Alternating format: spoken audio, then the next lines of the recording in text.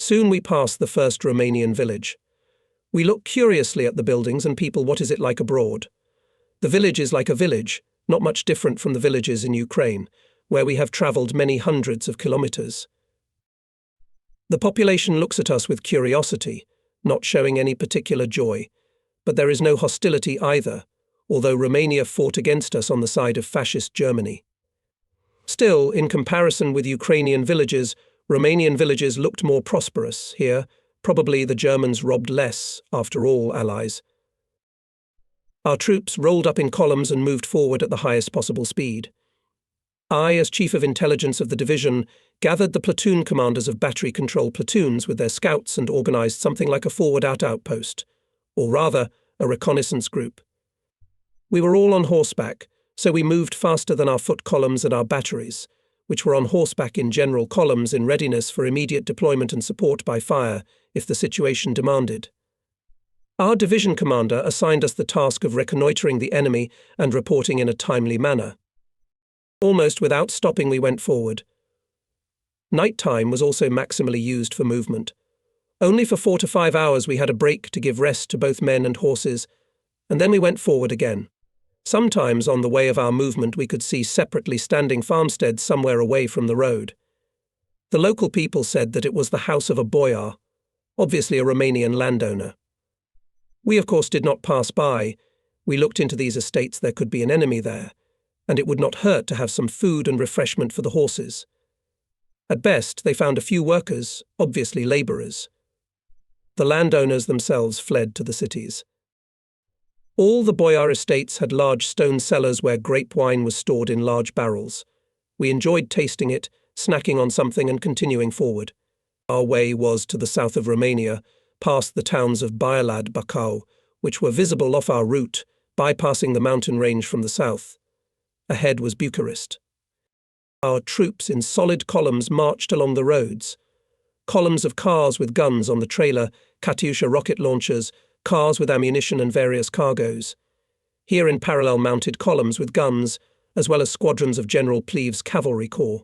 Infantry units moved usually along the roadsides, away from the road and parallel to it tank columns. The roads were literally clogged with troops. All uncontrollably rushed forward. If the offensive develops successfully, there is some kind of excited moral and psychological mood in the troops, all rushing forward, often overtaking the forward units. However, meeting resistance, these daredevils turn around and run back with no less haste, sometimes creating a panic mood, especially in the rear units. Somewhere on the outskirts of Bucharest, the enemy resisted our troops. Our units deployed in combat order. In the area of the village of Albesti was a stubborn battle that lasted all day.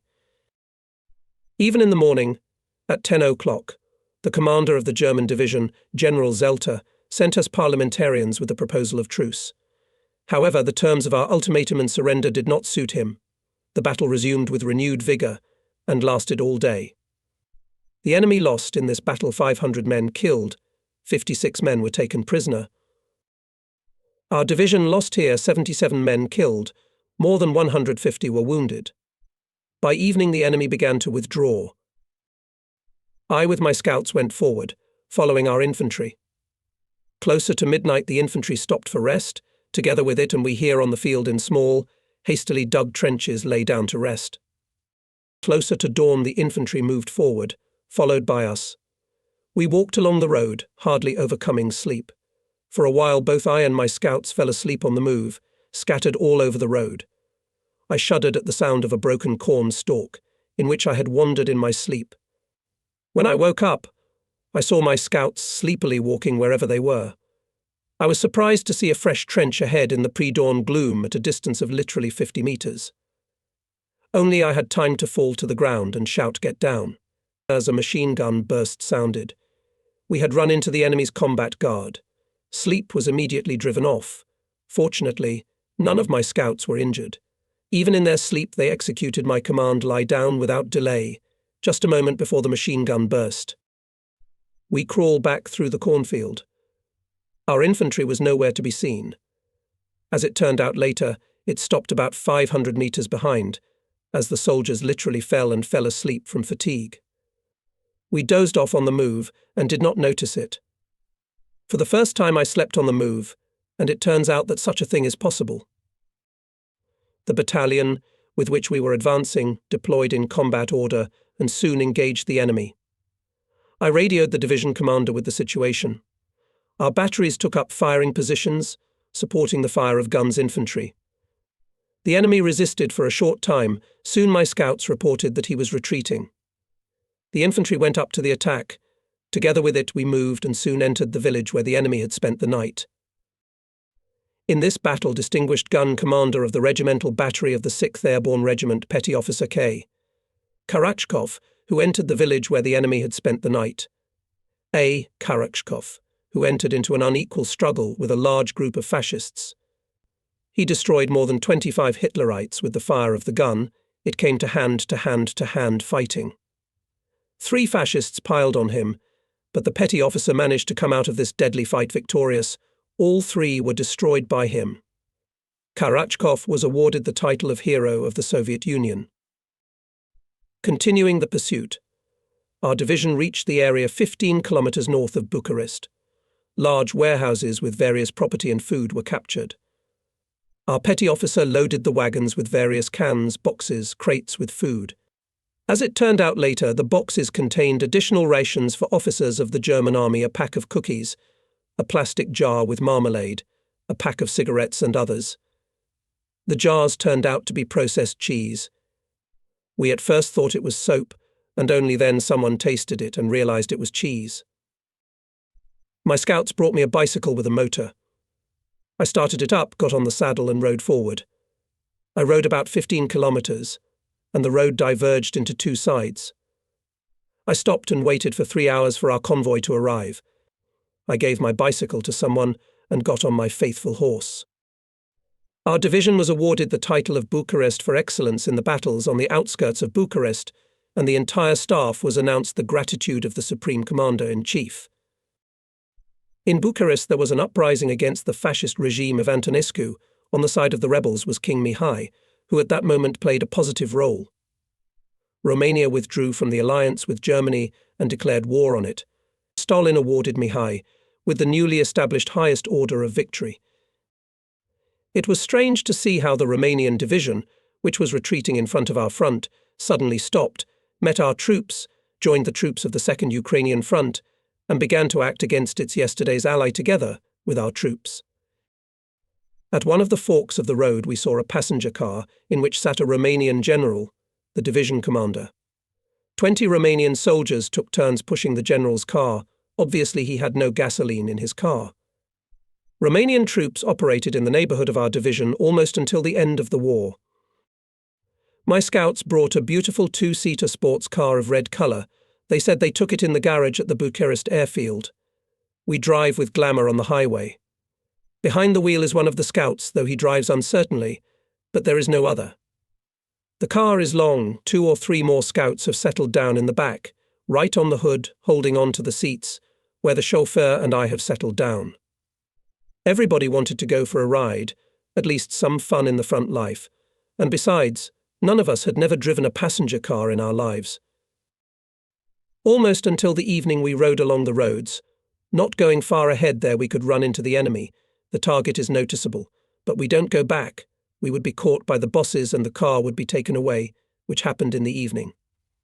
The commander of our division saw us and took us out of the car. We had to get on our faithful horses. About a day or 2 later I happened to see this car. Someone of the division commander's cronies was already riding in it. We continue to move forward quickly. Daily march of 25 to 30 kilometers overlap twice. It is not easy, especially for infantry. By evening soldiers fall from fatigue. To withstand such a pace is simply not human strength, but even here worked soldiers' ingenuity. In each company got wagons with horses, put their soldiers' bags, overcoats and other heavy things. The soldiers take turns resting on the wagons, and it gives relief, and most importantly allows you to move at double speed compared to the statutory. One day, acting ahead of our troops about 15 kilometers away, we caught up with a rather large convoy wagons loaded with various goods and foodstuffs, as well as oats for horses, a large number of horses, a whole herd, not less than 100. It was accompanied by Romanian soldiers and officers. As it later became known, the senior man there was a Romanian colonel. We were met quite hostilely. We had to fire a few bursts in the air with automatic rifles and a hand machine gun, which we always had with us. The Romanians realized that they could not negotiate with us by force, although they were 4 times as many as we were, if not more. Apparently this convoy was retreating with the German troops, not knowing that Romania had capitulated and declared war on Germany. We demanded from the Romanian colonel unconditional surrender, and I ordered him to line up all his subordinates. The colonel tried to object, but we did not know Romanian, and he and his subordinates did not know Russian. We had to explain in the soldiers' jargon.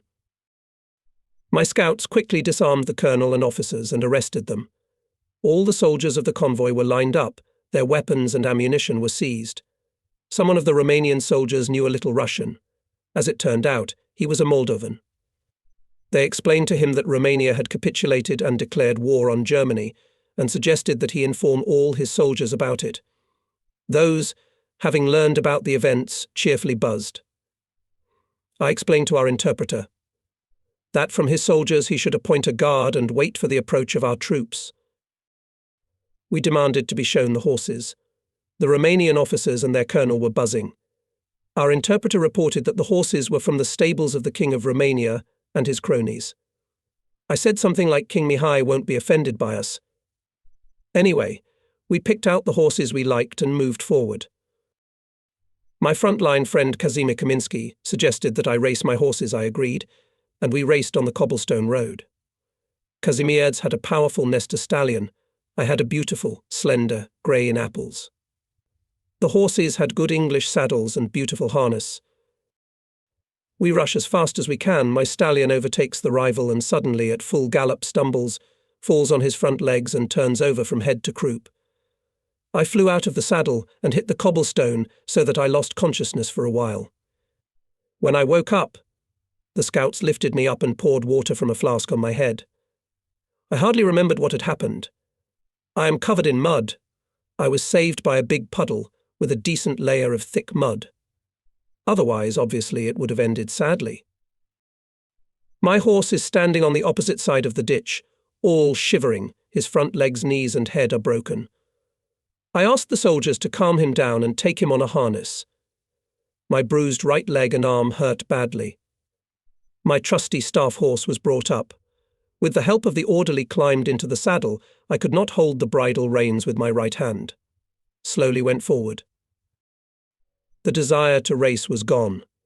We reached the nearest village, rested there and waited for the approach of our division. Our Dr. Vasya Lisniansky examined and felt my limbs and concluded that they were intact and the pain from the bruise would soon pass.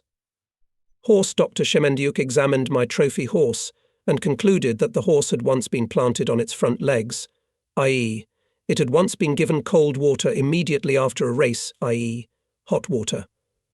This is what caused her legs to fail during a race and to go haywire.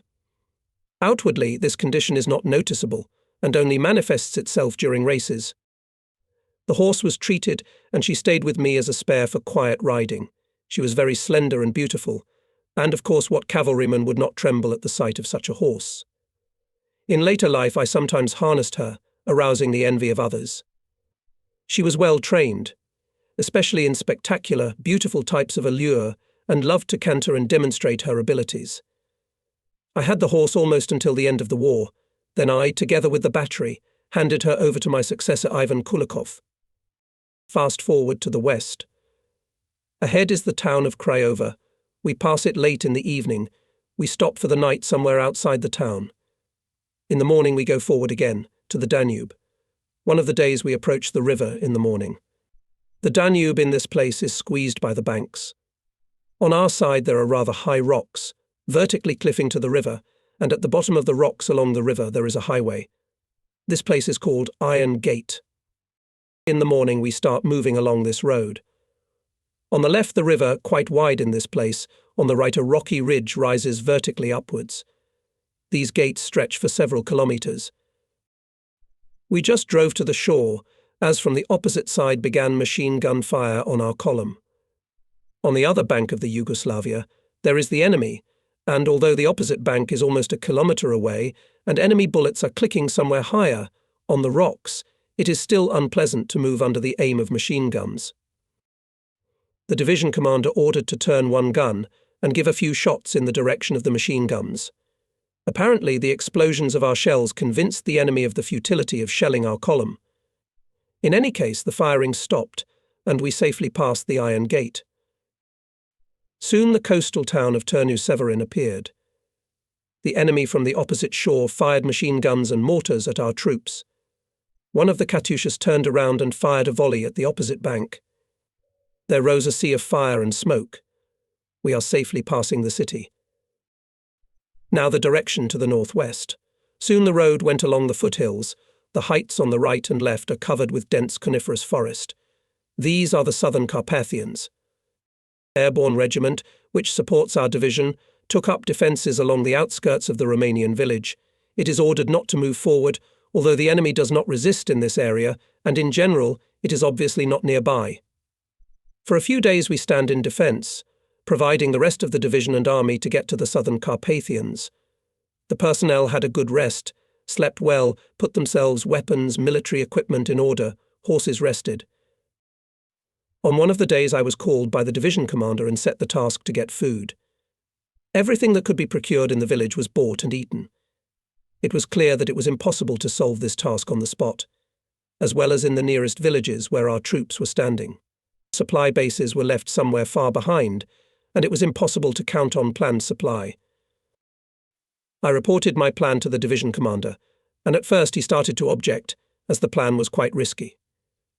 I proposed to create a group, 20 men on horseback and a dozen wagons, and go forward, that is, behind the front line, in the direction of the enemy.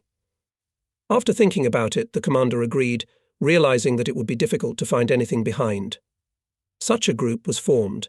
It included, in addition to me, 2 platoon commanders, Lieutenants Diminsky and Dunaevsky, as well as scouts of the division and batteries.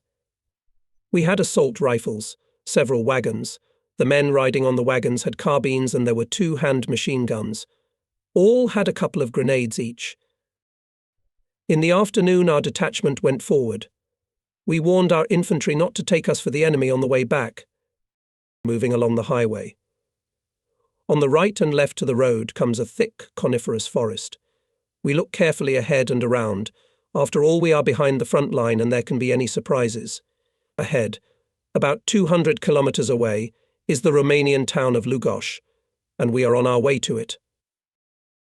Soon the forest parted, and ahead, about a kilometer, showed the outskirts of the town, which looked more like a large village, but in the distance, obviously in the centre, could see a few buildings of urban type.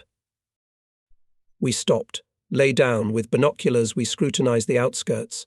Right in front of us there is a fairly wide and straight street, apparently to the centre of the city. We lie down for half an hour, no enemy detected, no defensive structures, at least no trenches. But the street is deserted, not a soul, and this is an unpleasant sign. Some reason keeps the population in the houses. Most likely there is an enemy in the city. I decide to move forward, counting on surprise. We obviously have not yet had time to be detected, and therefore surprise is a chance for us. I instruct everyone we gallop down the street into the city, and if we meet resistance, turn around 180 degrees back. The machine gunners must cover the retreat. At full gallop down the street, it's a 90-degree turn to the right. That's where we're going. Ahead, obviously the central square, all of it filled with people, all turned and looking in our direction, someone waving a red flag. From surprise we were even frightened. We expected the enemy, and here is a huge crowd of civilians, most of whom are women, many children. We restrain our horses, heated by the gallop. From the crowd comes out a tall grey-haired old man, next to him a few more people, obviously the city authorities.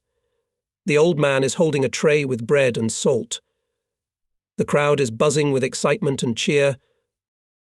We dismount, approach the old man and his assistants. In broken Russian-Romanian language, the old man welcomed the Red Army into the city. As it turned out later, it was the local headman, although he was dressed in simple peasant clothes, while his attendants were dressed in urban style. After eating the bread and salt, I thanked the townspeople for the warm welcome. And of course the first thing I asked was whether there were any Germans in town. I was told that the Germans left the city 3 days ago, and now there are no enemy soldiers here. My heart was relieved. There is jubilation in the town square. Our soldiers are surrounded by people. Treats, kisses, someone sings our song Katyusha, desperately twisting the words. It is hard to imagine that just a week ago Romania was an ally of Germany and fought against us. But politics is politics, and here were ordinary people, to whom war brings only misfortune. The jubilation was sincere, genuine, heartfelt. We felt it well. Ordinary people, as we were, in fact, understand each other better and more sincerely than politicians. Several Romanians came up to me, well-dressed, and it was immediately obvious that they were not ordinary townspeople. Among them is a tall, grey-haired old man I already know. In broken Russian, he introduces me the director of the school, the head of the local police, the director of the store, etc. I greet them all by the hand. I ask the old man where he learned Russian. However, his vocabulary and accent are such that I have to guess what he is talking about. The old man answers that during the First World War he was in Russian captivity, and then he learned to speak Russian a little, but 18 years have passed and much, of course, has been forgotten. After the official ceremony of acquaintance with the local nobility, I call the old man aside and ask him to buy food. He quickly agrees, calls someone, obviously from the city administration, and instructs him to allocate food. I call up the foreman and direct him to get the food. I warned him that I would pay for it. We had already been given Romanian lea money. The headmaster comes up to me and tries to explain something, invites me somewhere. Neither I nor my officers can understand his request. Our Romanian vocabulary is limited to a few household-level phrases. We cannot find a common concept. Soon a young girl is brought in who speaks Russian quite well. It turned out that before the war she had lived in Chisinau for 2 years, and there she had learned to speak and understand Russian. She translated to me that the local society is inviting Russian officers to a banquet on the occasion of the Red Army's entry into the city. I try to explain that we are only a small reconnaissance group, and the main troops will be later, but they are not embarrassed by this, and neither are we, and besides we are already hungry, and it is not at all unreasonable to eat. Of course we are not trained in any official etiquette, and what a banquet is, we have a vague idea, especially since we have been at the front for more than 2.5 years, and we have no time for etiquette. The 3 of us go to the school director's house, where, as we were told, a festive table is set. It is not far from where we rallied. A long table is set in the room, according to our front concepts with exquisite dishes and utensils. Only men are present. Besides those already familiar to us, there is the local priest and 2 or 3 other men. By right of the host they are represented by the headmaster. He says something, followed by the mayor. We listen attentively, though we understand nothing, but obviously they are saluting the Red Army. I stand up and make a return speech, a few words of gratitude for the warm welcome, in the sense that we expected to run into the enemy, but ran into pleasant hospitality. Anyway, we exchanged toasts. We drank a small shot of Romanian Tissa. This is Romanian vodka, light yellow colour, 25 to 30 degrees. The shot glasses are tiny, on long legs, slightly larger than a thimble. It's the first time I've seen them. We are used to drinking from a soldier's mug, and more often from a tin can, and much stronger drinks vodka or alcohol, but here is Tissa, and even in mosquito doses. We don't know how to hold these shot glasses with our calloused hands, but we don't show it, as banquets seem to be a usual thing for us. Toasts sound to Stalin, to the Red Army, to King Mihai of Romania. Our hospitable hosts are getting hot, and we, as they say, have not a single eye in the world. I called up one of the girls serving the table and explained to her to bring a mug to pour the tuki into the decanters. She seems to have understood and soon brings a glass of 200 grams. I ask her to bring more, as much as there is. Soon the glasses appear. My platoon and I pour ourselves a glass, make a toast to those present at the table and drink to the bottom in friendship, without hesitation. The Romanians open their mouths and look at us with fright. We snack with pleasure and pour a second one. the tipsy Romanians became bolder and decided to follow our example, having seen that after the second one we were not feeling bad either. In general, the exchange of experience began how to drink in Russian. We taught the local aristocracy our customs. Soon the banquet turned into a merry feast. After a while, Petty Officer Bukov came and reported that the wagons were fully loaded with food and that they were charged 115 rubles in our money. I went outside and tried to pay. I take out a 100-ruble bill. On it, as you know, is written 10 chervonates and several tens, on which is written 1 chervonate. I give it to him. The Romanian looks at me with bewilderment, and I try to find out what's the matter. The headman present here says that it is necessary 115 rubles, and you give 12. I try to explain that a chervonates is a 10, but the word 1 is written on the money, and this perplexes the Romanians. I try to find a ruble to prove that we are not cheating them, but I don't have such a bill. I ask to find a girl from Chisinau to confirm our honesty in this situation. Soon she comes, but she also says that since it says 10, it means it is 10 rubles. In short, she did not help, but made the situation even more complicated. Called all his soldiers and asked them to go through their pockets and find a ruble. Soon someone brings a ruble. I show it to the Romanians. They understood, apologized, the incident was over. The foreman with the wagons moved in the opposite direction. We go with the headman to the house to wash off the deal. The feast is in full swing. The picture is quite amusing. Volodya Diminsky in an embrace with the chief of police trying to sing International, Yasha Dunaevsky in an embrace with a pop singer singing Katyusha. The rest are singing along, some to one, some to another. In general, the picture is idyllic. It got dark, we have to go back. On the way back, we organize a competition who will overtake whom. We race to our village at midnight. In the morning, I learned that Volodya Diminsky lost on the way his uniform with documents and an order.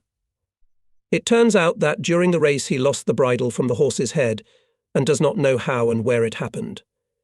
There is no time to look for it at night. You do not want to lag behind.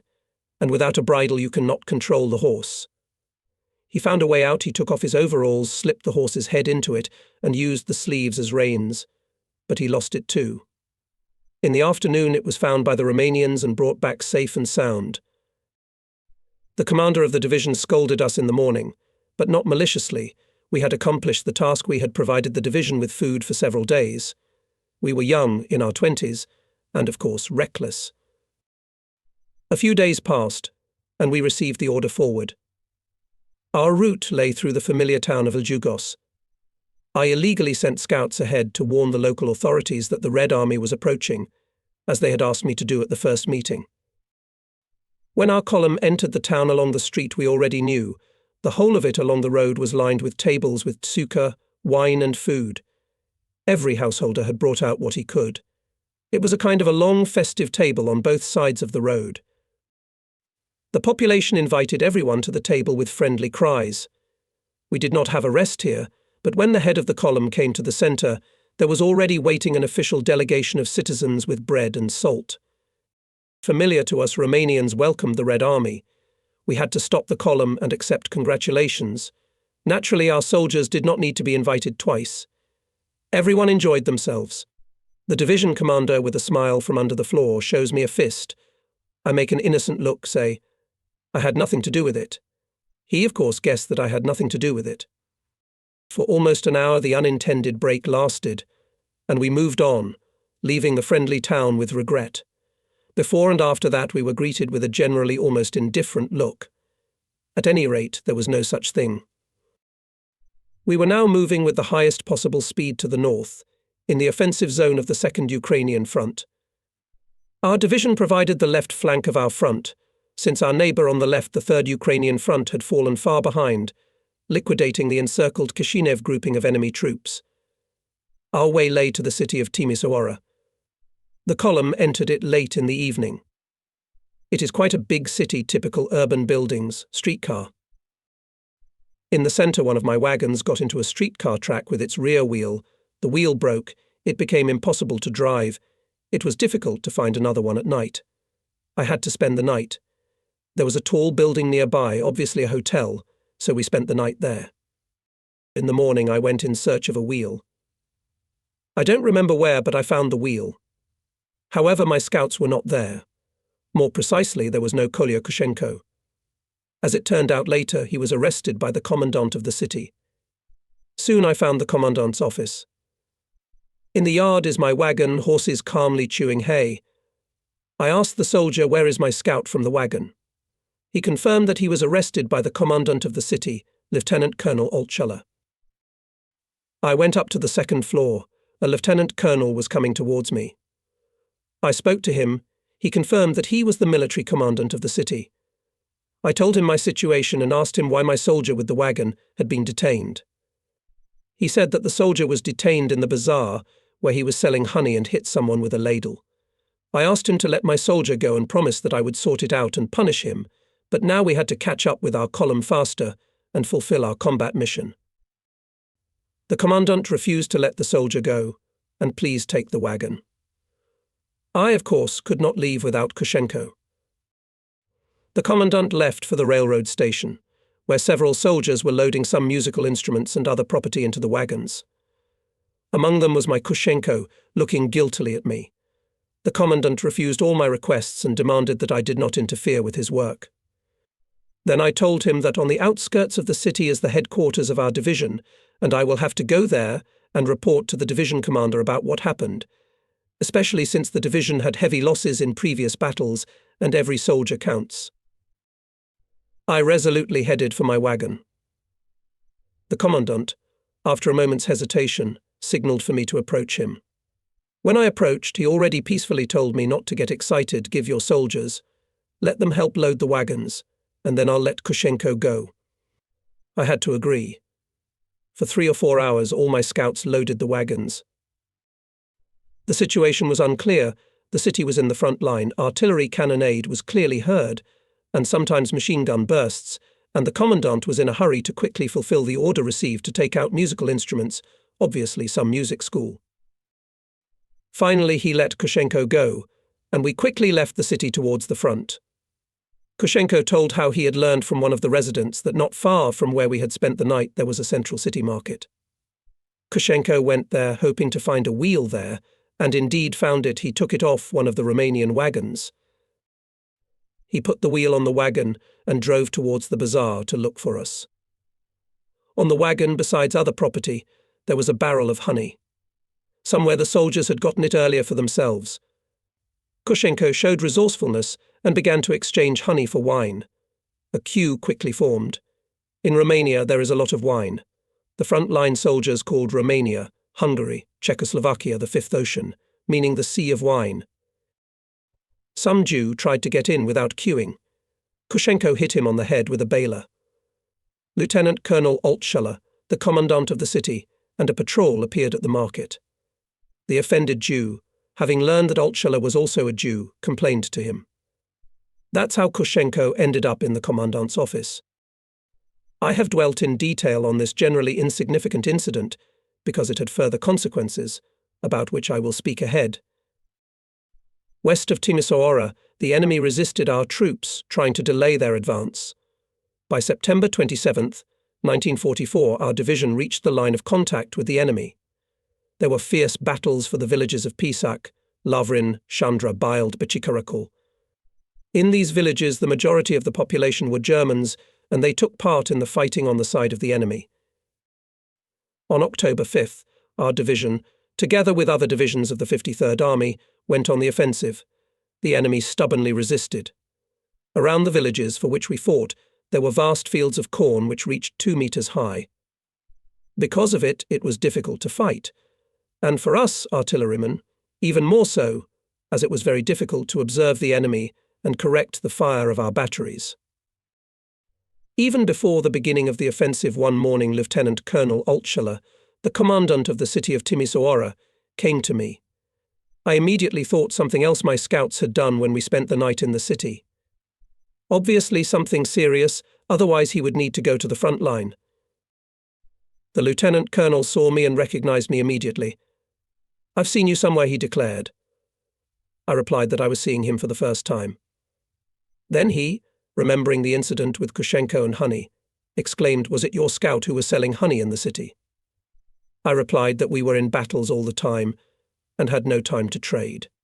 In a conciliatory tone, he said, "All right, don't take offence. Things happen at the front. I have been appointed to you deputy commander of the regiment in the political department. I came to get acquainted.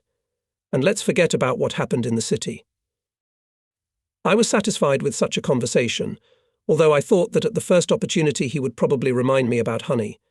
But these fears were not justified. Until the end of the war, he never once reminded me of it. Moreover, he turned out to be a kind-hearted man.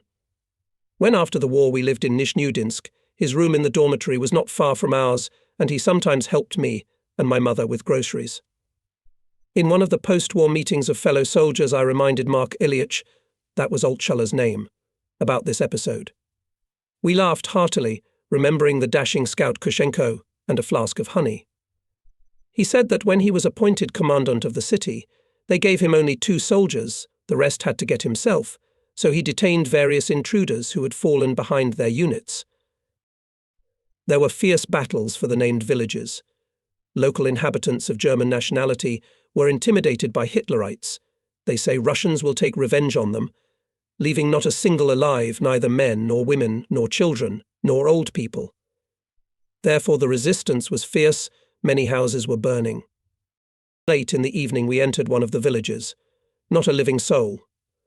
Empty houses. We went into one of them, decided to rest here, at least to sleep for 2 or 3 hours. I just fell asleep when I was awakened by a scout who was standing guard. In the window I could see the glow of fire. The neighbouring house was burning. We had to leave. The house we were in was starting to burn. It seems that someone deliberately sets fire to houses in order to accuse our troops of atrocities and vandalism. We leave to the outskirts of the village, and there, in hastily dug trenches, we spend time until morning. And in the morning, the attack again. Only our 3rd Regiment lost here 58 men killed and 185 wounded. Fighting hard with large enemy forces in the area northwest of Timisora, our division, in cooperation with other army units, defeated them and came to the Romanian-Hungarian border near the town of Arad. On October 8th, the paratroopers came out of the battle and marched on the territory of Hungary in the direction of the city of Kartsag, past about 150 kilometers. The division turned into battle order, preparing for the offensive on the city. The tank corps arrived, about 100 tanks turned around, and are preparing with us to attack the enemy. At dawn we rise to the attack. Our paratroopers with a shout of hurrah rush forward. Tanks from the place are firing at the enemy. Soon the forward chain came to the outskirts of the city, took the first houses. The enemy fiercely resisted. Our tanks are obviously afraid to enter the city. There their maneuver is limited. In addition, from around every corner you can get a grenade or shell. Someone from the tank commanders, cursing ungodly, drives the tanks forward. They move reluctantly and slowly towards the city. We are following the paratroopers on the city street. Houses are destroyed in some places, then in one place, then in another. Fierce fights with the enemy break out. This is a usual battle for the city, when success depends on who sees the enemy earlier, opens fire faster and more accurately. The enemy cannot withstand our onslaught and withdraws, fiercely snapping back with rifle and machine gun fire. In the battles for the town of Kartsag, one of our gun commanders, Meshcheryagin, died. His gun was deployed near an important crossroads where the enemy was retreating. The calculation entered into unequal confrontation, one gun against the whole column of the enemy. The gun crew shot Hitlerites in cold blood. When the gunner died, Meshcheryagin himself stood up to the panorama and continued to fire. The enemy bullet cut short the life of the hero. Meshcheryagin was posthumously awarded the title of Hero of the Soviet Union. From October 6th to October 28th, our division, as part of the troops of the Second Ukrainian Front, took part in the Debrecen operation, one of the episodes of which was the battle for the city of Kartsag. Having liberated the city, we continued the offensive. Our 2nd Division was attached to the 13th Guards Airborne Regiment, commanded by Lieutenant Colonel Iskakov, Hero of the Soviet Union. The commander of our division, I.D. Savin, and I, with my scouts and communicators, were constantly near the regiment commander and the battery commanders were near the battalion commanders. The 13th Regiment was advancing on the Hungarian town of Kaba. Here there was a fairly large railroad station. Around the town the fields were sown with corn, quite tall, at any rate taller than a man's height. Even vehicles were completely hidden in its thickets. The regiment approached the railroad embankment that circled the town in a semicircle. On the rails stood a long echelon of freight cars more than a kilometre long. The tail of the echelon was on our side, and the head the enemy. That day the regiment was replenished with soldiers from the liberated regions of Ukraine and Moldavia who had just been drafted into the army. All of them were at the front for the first time, as they say, untrained. And this was the first battle for them. The soldiers dug small trenches right on the embankment near the wagons. At the back, 10 to 15 metres away, a cornfield began. The enemy shelled the railroad train, and soon several cars caught fire. Ammunition was in them. From the fireboxes with shells began to explode and fly in different directions with a wild squeal.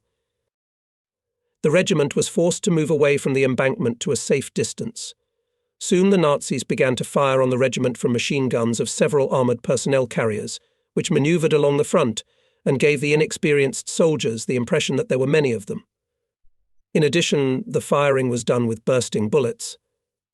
Hitting the corn stalks, the bullets exploded behind the soldiers of the regiment, which made it seem to the inexperienced soldiers that the enemy armoured personnel carriers in our rear were firing, because the sound of bursting was heard before the sound of the shot. Our untrained infantry began to withdraw. The matter was complicated by the fact that in the corn soldiers saw the nearest 2 or 3 neighbours, the rest were hidden in dense thickets. Panic mood was created. Someone shouted in fright that the Germans were behind them, surrounding them. Soldiers began to quickly retreat back, and in some places even to flee. Panic at the front is a very dangerous phenomenon, and if it covers even a part of the soldiers, it can quickly develop into a general flight, which is very difficult to stop. So it was here. Our temporary NP was located in the ditch of the highway, behind a cornfield. Regimental Commander Iskakov, with a Mauser in his hand, and 3 officers of the CP, stood in the way of the regiment's soldiers.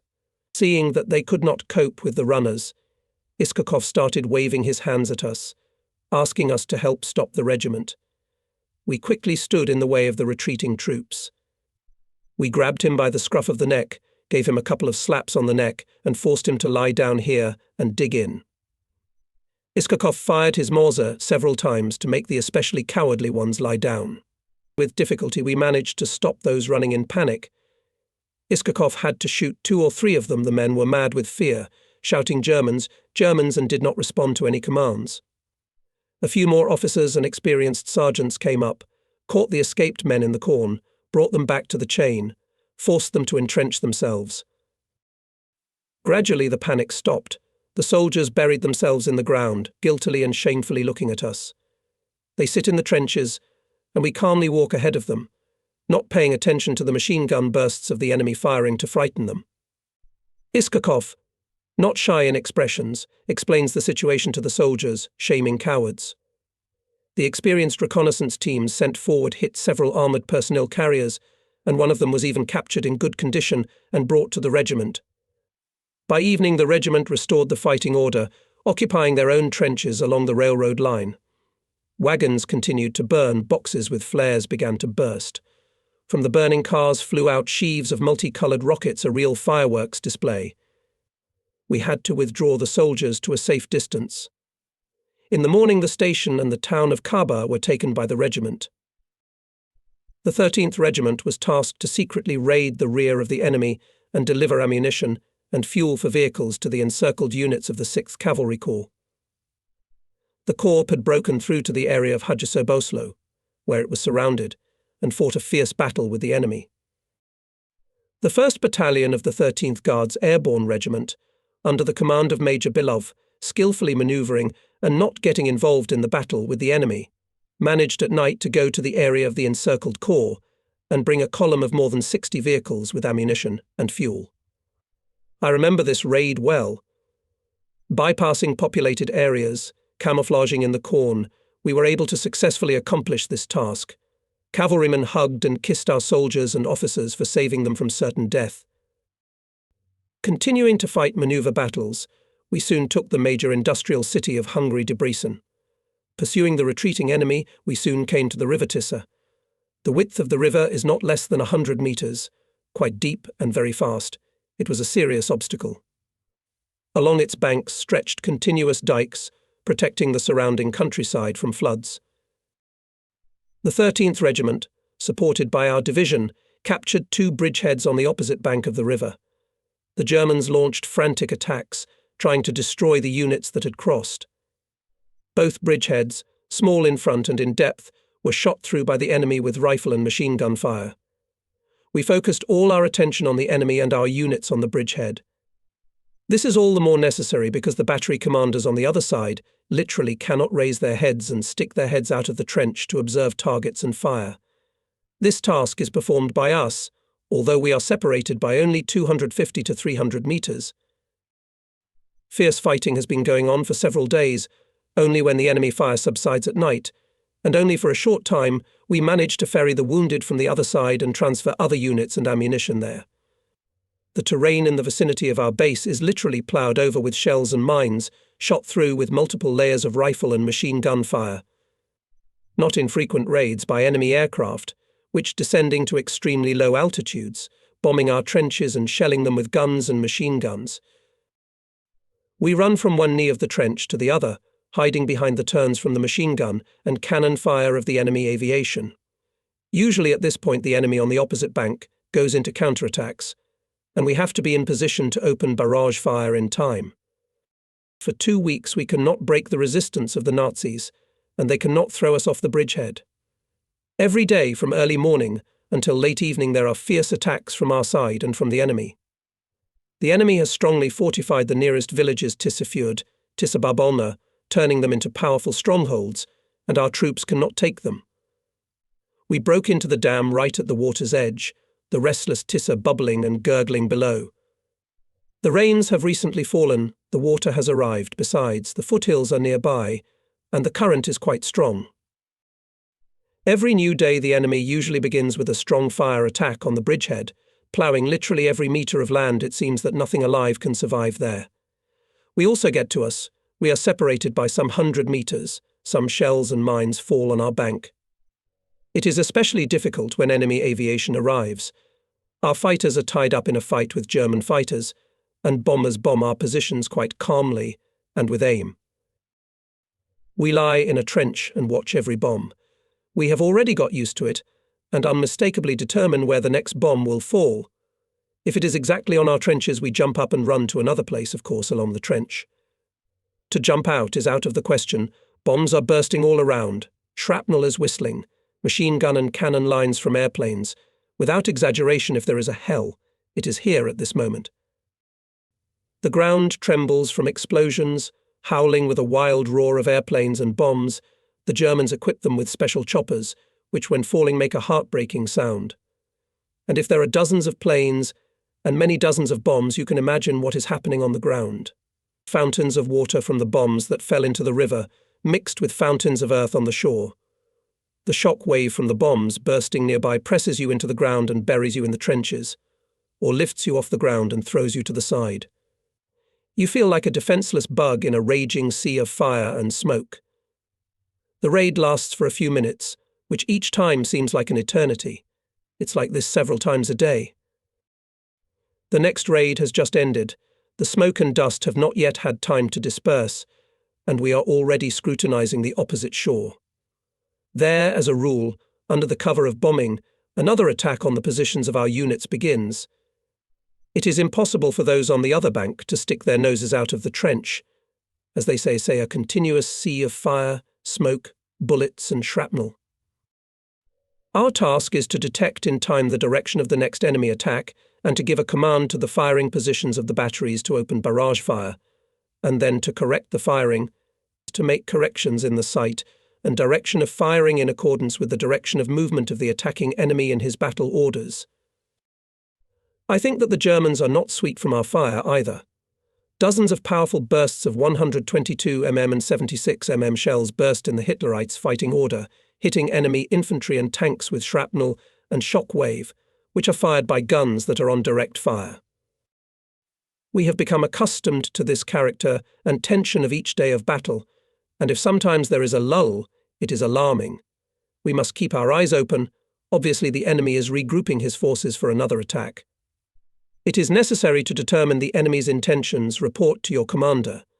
If you figure out the enemy's intentions, open a timely and accurate fire on him, then you are on the horse, and if the enemy still attacks, it is already considerably weakened, and, probably, to some extent demoralized. When it gets dark, under the cover of darkness we start evacuation of wounded from the bridgehead, ferrying to the bridgehead replenishment with men, ammunition, food. It is necessary to feed the survivors, to give appropriate instructions for the next day of battle.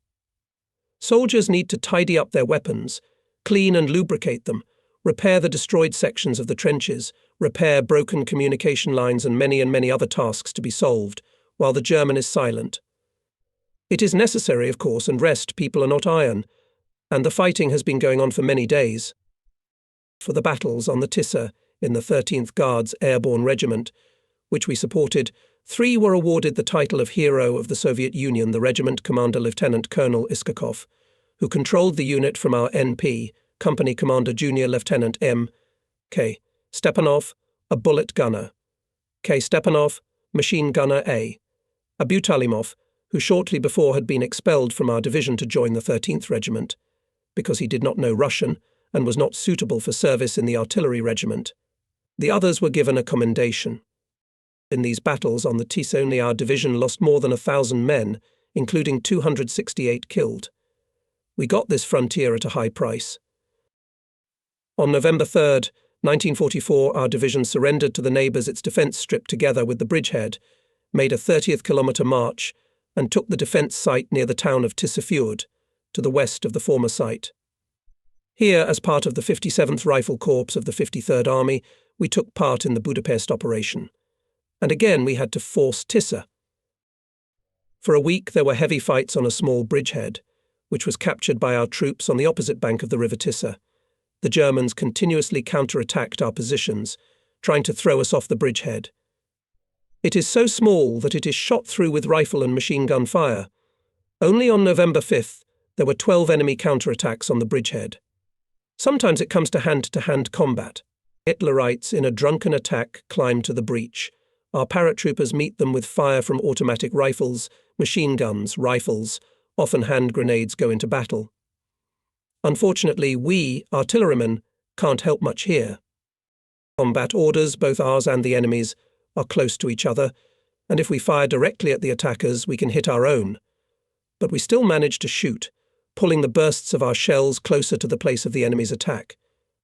The bursts of our shells are not far from our position, and we, even in the continuous rumble of battle, can hear our shells flying over our heads with a characteristic whistling sound on the final part of the trajectory. The bursts of our shells are so close to our NP that we involuntarily pull our head into our shoulders, although over the years of war we have become accustomed to such sounds. Where the enemy counterattacks, there is a sea of fire, dust and smoke. The ground is literally boiling. The infernal rumble of bursting shells and mines, the squeal of shrapnel and the whistling of bullets, the shots of guns and mortars, the wild screaming of attackers and defenders, all this merged into a terrible symphony of brutal battle. And so from morning to evening every day for many days now. Only by late evening does the rumble of battle subside. Everyone is dead tired, the barrels of guns, machine guns, automatic rifles are red hot from the firing. It seems that the earth itself is tired. On the night of November 6th to 7th, 1944, the 6th and 13th Guards Airborne Regiments of our division crossed the bridgehead. In the morning of November 7th, the division, in cooperation with the 3rd Independent Assault Regiment, supported by Division Artillery and Assault Aviation, launched a decisive attack, surrounded and defeated the enemy near the village of Poroslo, destroying a large number of enemy personnel and equipment. The whole area was literally strewn with enemy corpses, but many of our soldiers and officers were killed here. The enemy could not withstand the onslaught of our troops and began to hastily withdraw. Hungarian soldiers, who were fighting on the side of the Germans, began to come to our side and surrendered as prisoners. On November 18th, the division, acting on the right flank of the Budapest group of troops of the Second Ukrainian Front, captured the large Hungarian village of Kirecend. It stretched for many kilometers along the highway. In the evening, our paratroopers entrenched themselves behind the village, saddling the highway. With me, platoon commanders of battery control platoons with scouts and communicators. We settled in a roadside ditch. The scouts dug me a small trench, brought a featherbed from the village, wrapped in which I spent the cold night. Our infantry on the other side of the road, also in the ditch. Early in the morning, when it was not yet dawn, I was called by the battalion commander and warned that in an hour the battalion would go on the attack. Ahead, the Matra Mountains and the Hungarian city of Eger. There lies our way. Everything is clear. We have to raise the platoon commanders, who are here in the ditch, buried in the same featherbeds as mine, sleeping sweetly. We have to get the batteries ready to support the battalion's attack with fire.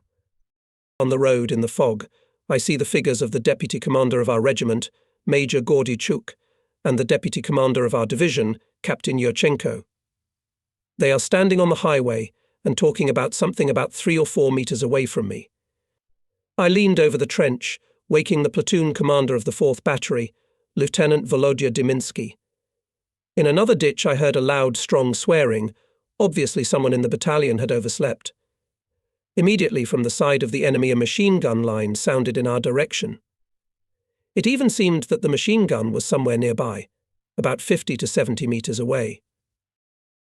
Obviously it was a combat guard of the Germans. Bullets snapped on the stones of the highway, ricocheting off them with a screech. Someone pushed me in the back, and I fell into the trench to Diminsky. Luckily it was shallow. I looked back who pushed me, but there was no one around. Yurchenko looked anxiously in my direction and asked, "Are you alive?" I answered, "Alive." And at that moment I felt a lingering pain in my back. I was in a cotton trench coat.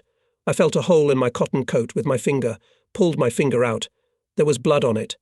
I realized that I was wounded. I felt some unpleasant weakness in my body. My scouts realized what was the matter, lifted me up, supporting me up in my arms. At that moment appeared our division commander, Capt. D. Savin, and began to scold the platoon that I was hurt because of them. I asked not to scold the platoon. They were not guilty of anything. Savin gave the command to take me to the village to the PMP of the regiment. The scouts led me to the village.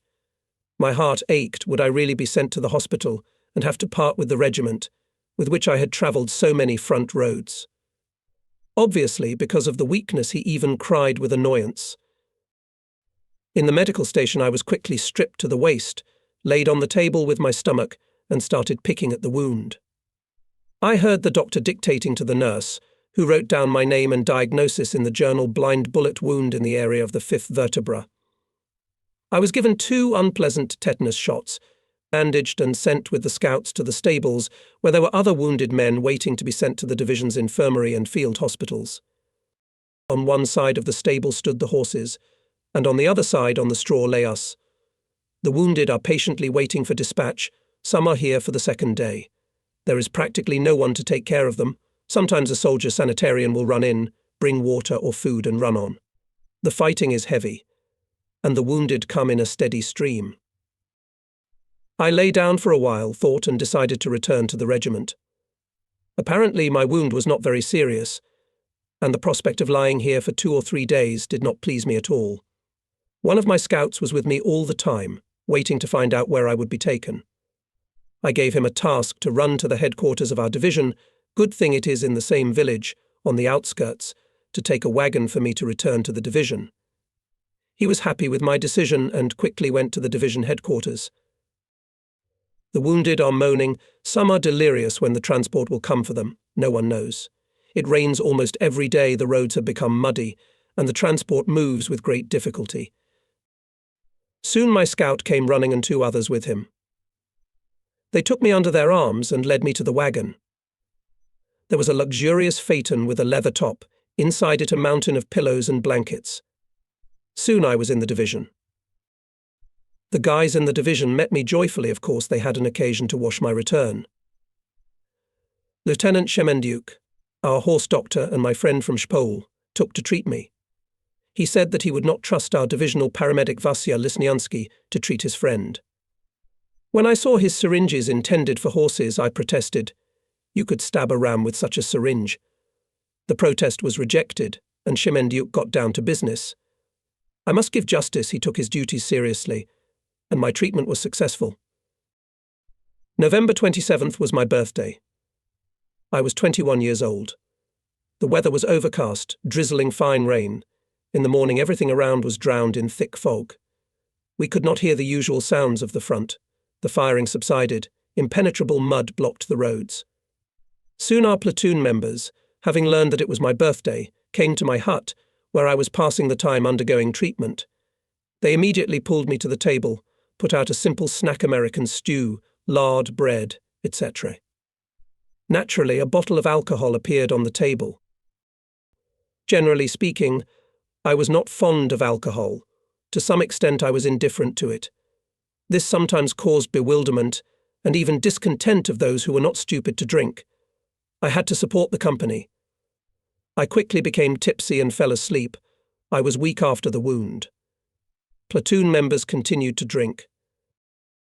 They were already drunk, and, as always in such a situation, lost all control over themselves. Drinking was not enough, so they decided to go to the infantry to drink wine, and there was plenty of it in the Hungarian stone bunkers.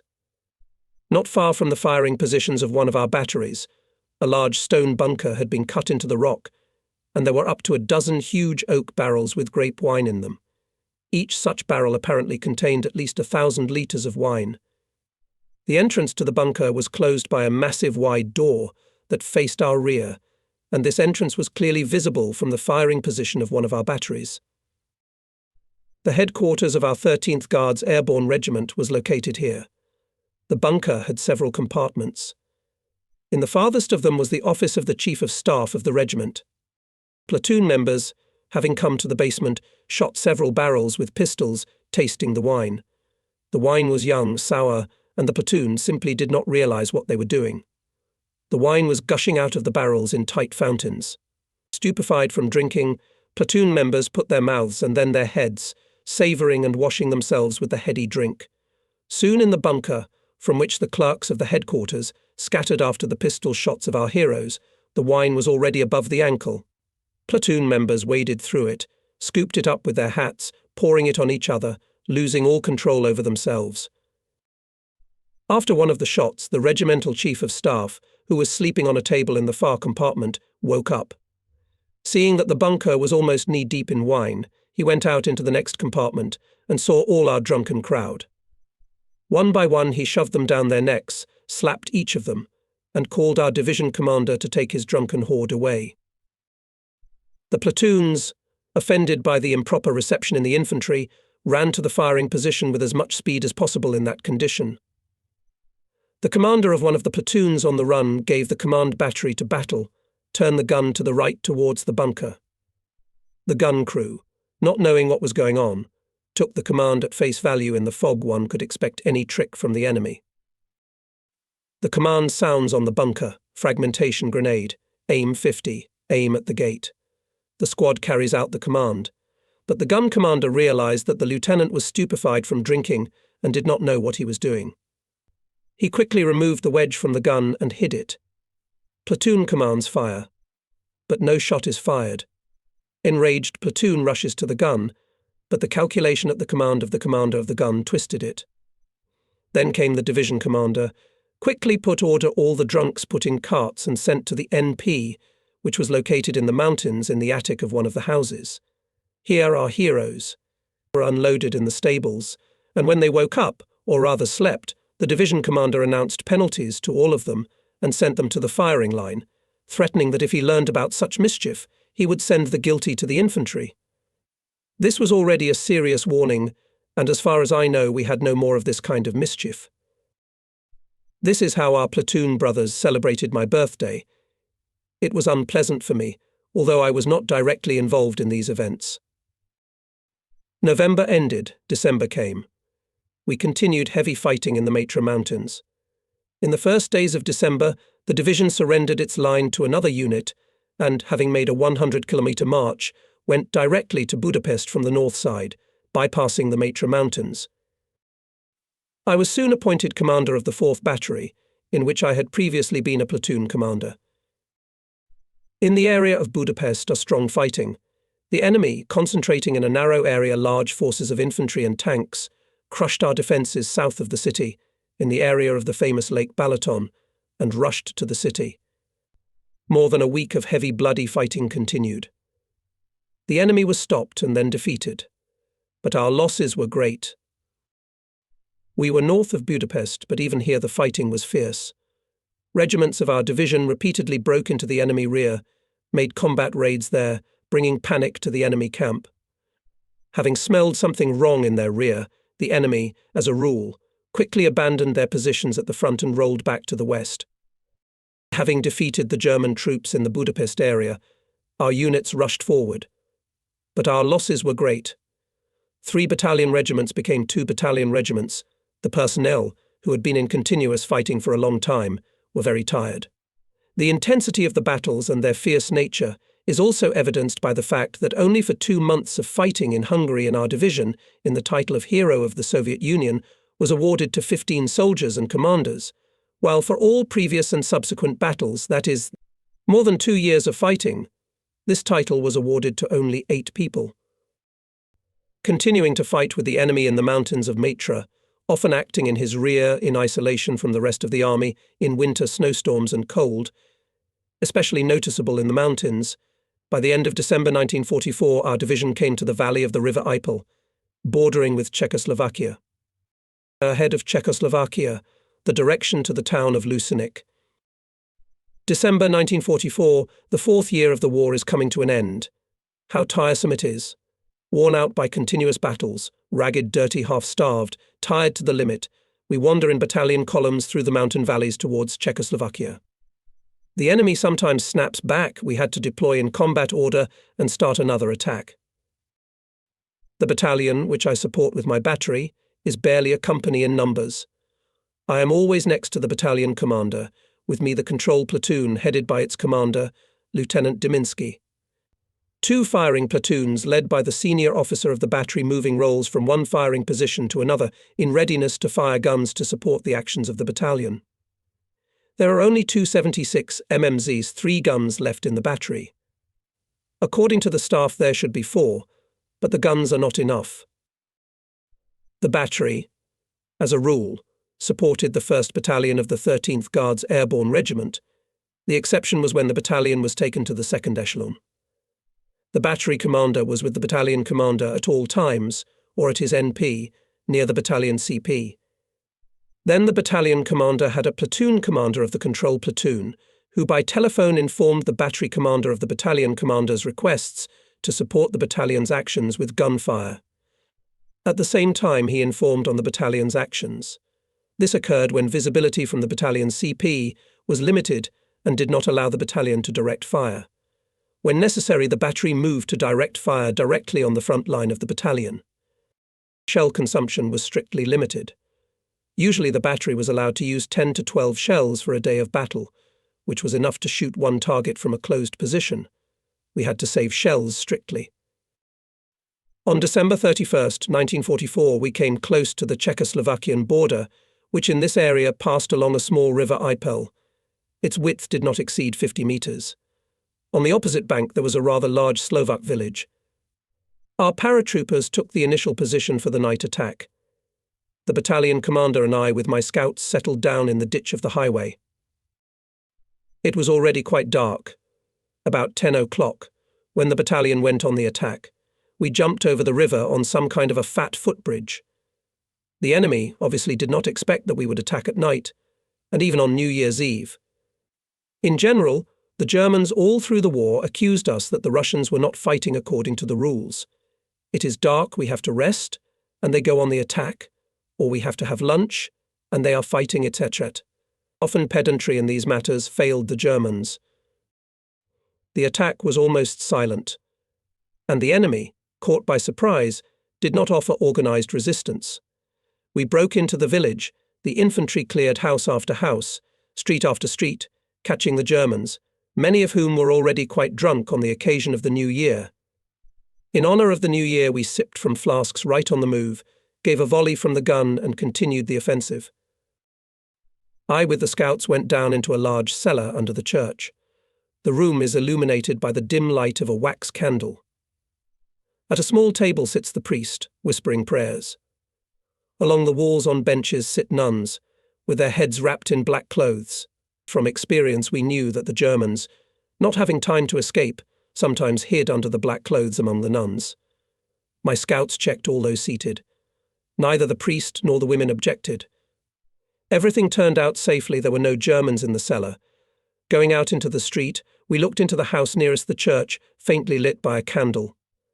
There was an almshouse there. The nun on duty tried to explain something to us, but we did not understand her. At our request to show us the room, she opened the door. What we saw in the dim candlelight horrified us. On the beds were squirming humanoid creatures, obviously ugly from birth. We quickly retreated from there. We continued to clean up this first Czechoslovak village until late at night on January 1st, 1945.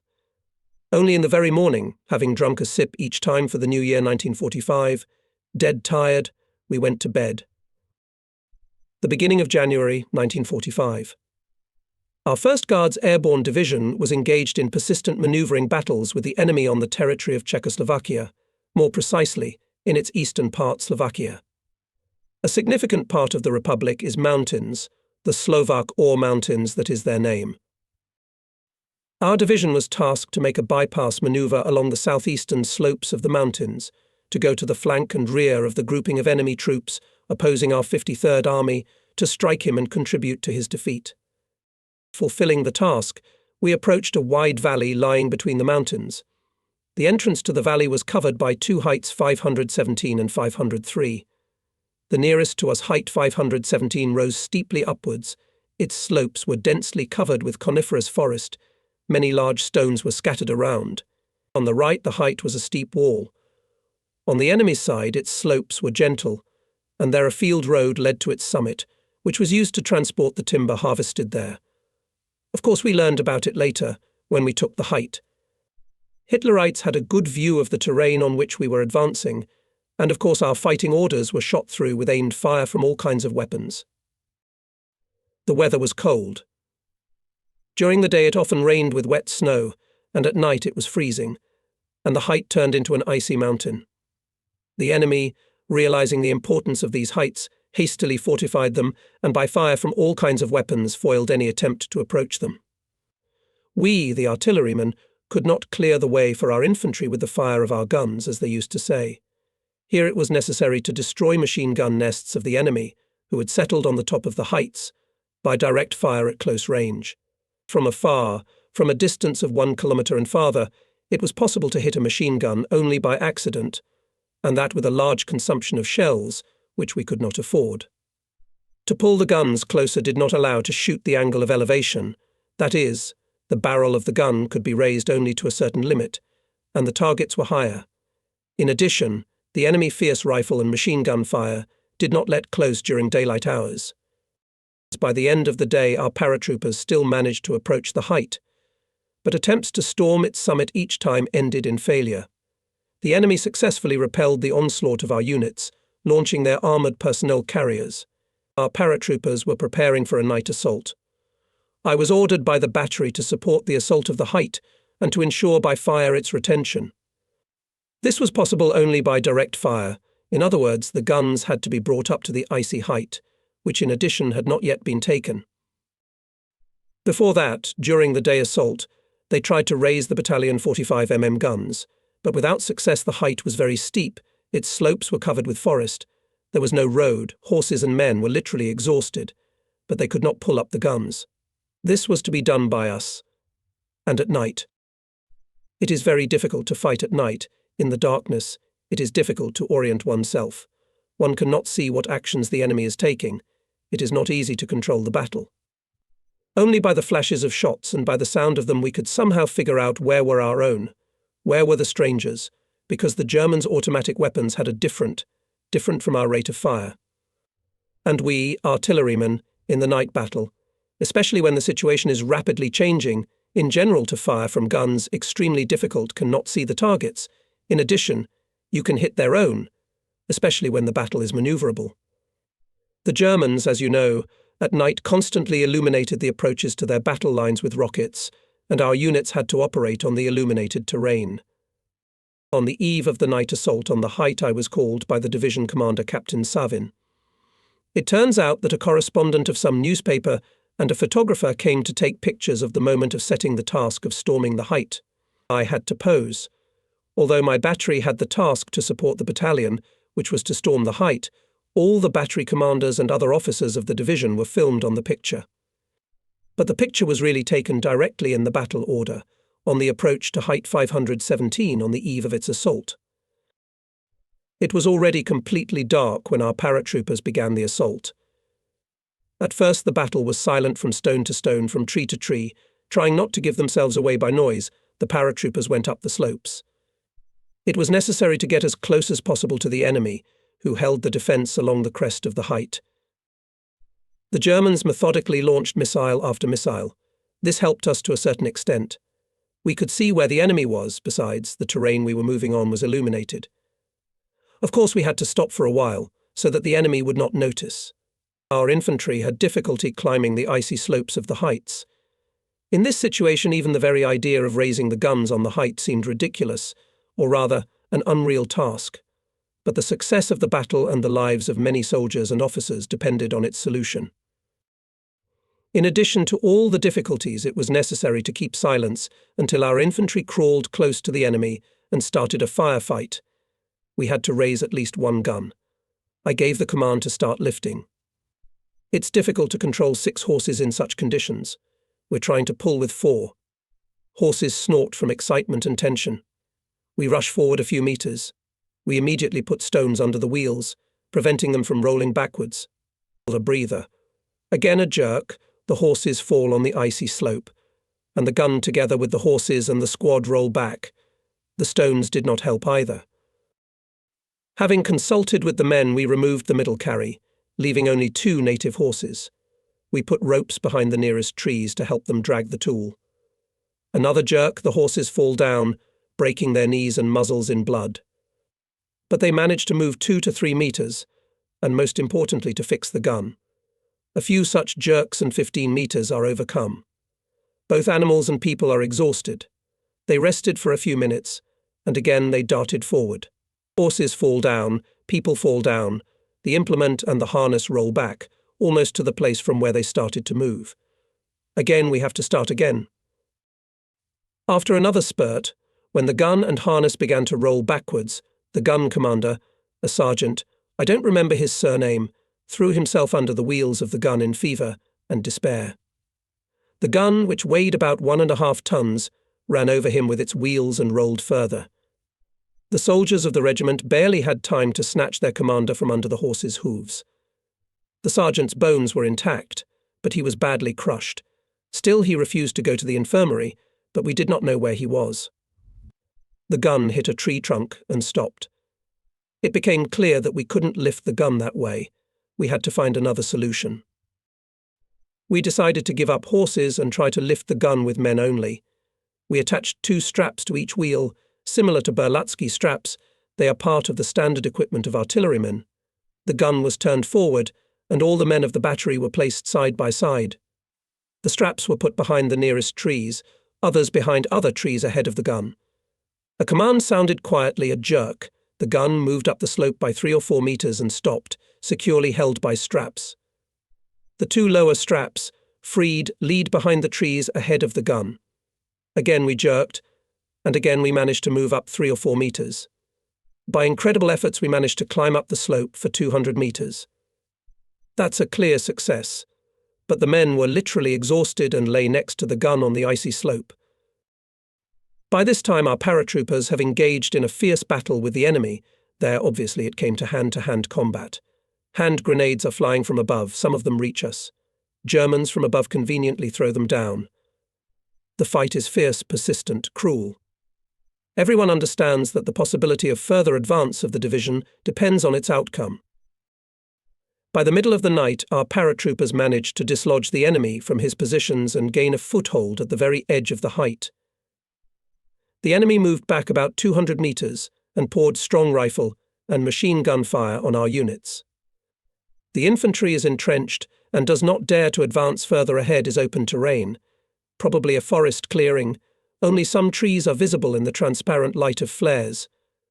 Fire from enemy machine guns and automatic rifles' tracer bullets slices myriads of sparks out of the rocks, creating such a fireworks display that even the thought of the need to move forward seems ridiculous, reckless. However, our infantry is not going to further test fate, began to consolidate, laying themselves bunkers of stones and answering the enemy machine gun fire. It was understandable. The soldiers had done all they could dead tired. They fell between the stones and fell asleep.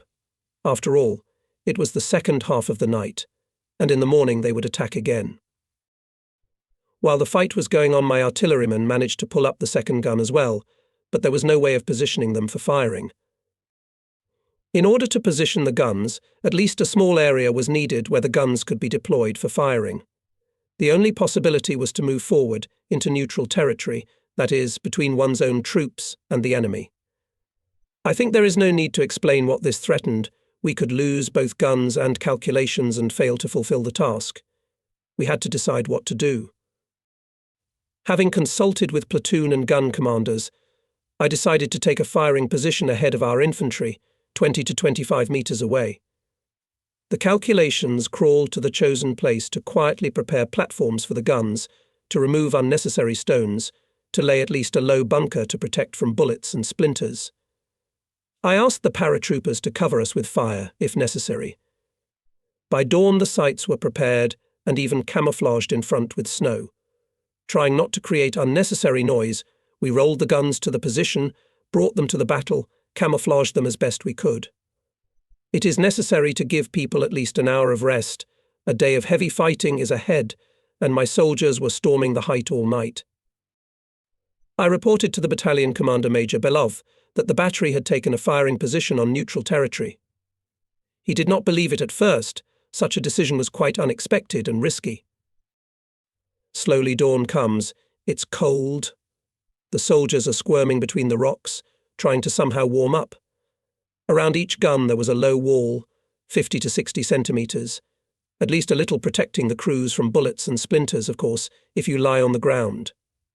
As far as conditions and possibilities allowed, the positions of the guns were camouflaged with clods of snow. The sky is gloomy, low clouds hide the sun's rays, everything around is drowned in grey gloom. Quiet, no shots are heard, even the usual German flares have ceased to plough through the darkness.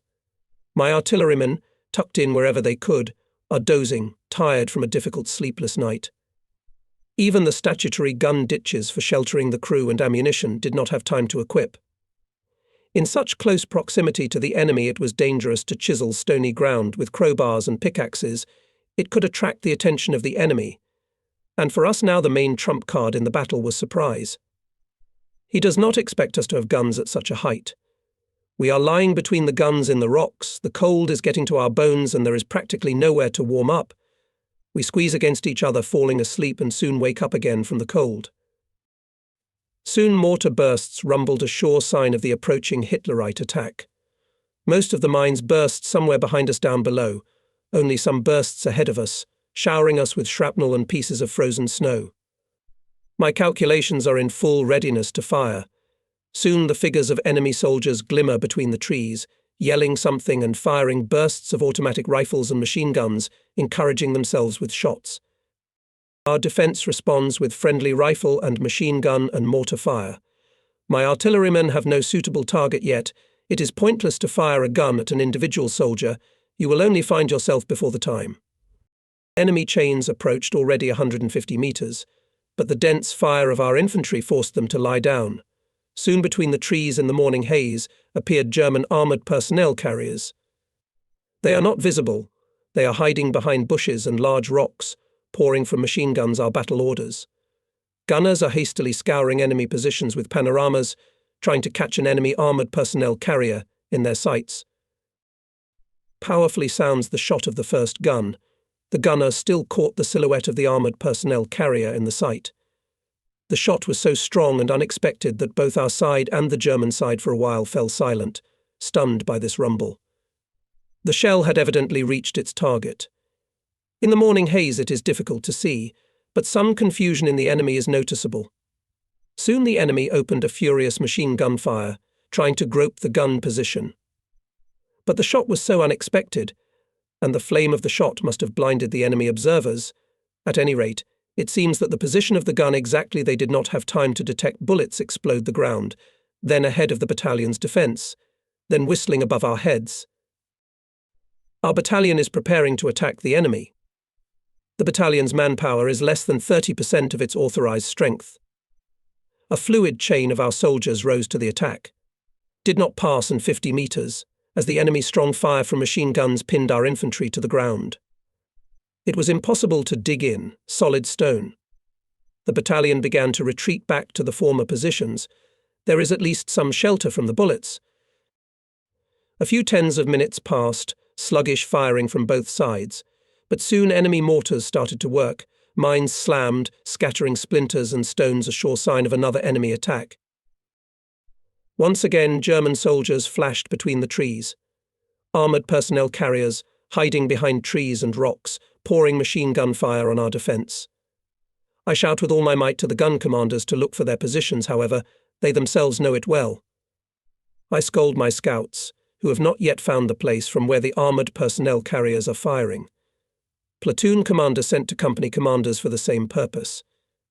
Enemy infantry obviously came to the attack line, to which meters 150 to 170, which means that the attack will soon begin. The enemy did not make himself wait. Enemy mines burst frequently, shrapnel flying with a shriek over the rocks behind which we were hiding. Machine guns of armoured personnel carriers started to work. One after another, the shots of my guns sounded powerfully. We shoot at random, to the place where machine gun bursts can be heard. The armoured personnel carriers are manoeuvring all the time to avoid being shot by the guns. Their fire has become much weaker, but there is still no direct line of sight to the German vehicles. The enemy infantry rose to the attack. A rather dense chain began to rapidly approach our positions. German soldiers have obviously received a fair portion of schnapps. You can hear their drunken shouts. Our infantry is firing desperately with rifles, automatic rifles and several machine guns. The distance is rapidly closing. Something has to be done, as my guns are ahead of our infantry. A few shots from the guns on the attacking enemy do not give tangible results. Shells burst somewhere among the chain. How to stop the enemy infantry? This thought beats feverishly in my head. I realize that my decision is waiting for the battery, and it depends on him whether we stop the enemy or have to withdraw. And what about the guns? You can't take them on your shoulder. I had a saving thought I should aim at the trees, at the lower branches. With all my might in the rumble of battle, I shouted about it to the gun commanders. They understood with half a word. Quick aiming, shots, shells, with the fuse set for instantaneous action, burst in the lower branches of the nearest trees. Shell splinters densely shower the enemy infantry. A dozen shots and the attack is stopped. The ground is strewn with corpses of Hitlerites. The survivors lay down. A few more shots, and the enemy began to pull back. It's time for our infantry to counterattack. Anxiety left from the heart. The infantry amicably rose, on the run throwing scanty praise to us, artillerymen. They are perceived as the most precious reward. Fighting brotherhood and mutual support in battle were valued above all then. Our infantry successfully attacked, and the enemy could not withstand the onslaught. My guns continued to fire at the enemy's firing points, but it was already clear that we had taken the height. With a sense of accomplished duty, I went to the battalion commander, Major Belov, but it turned out that he was wounded, and instead of him another, it seems, his deputy.